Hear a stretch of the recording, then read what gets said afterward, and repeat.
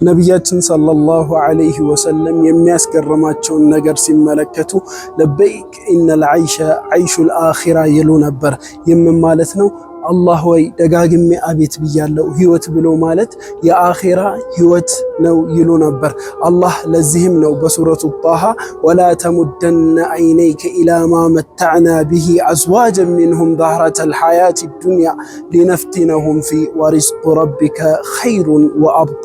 አይኖችህንም ዱንያን ጥቅም ወዳጣቀም ነው ልንፈትነው ብለን ዱንያን ወደ ዘረጋንለት ሰው አትዘርጋ፣ የጌታህ ሲሳይ የተሻለና በቂ ነው ያለው።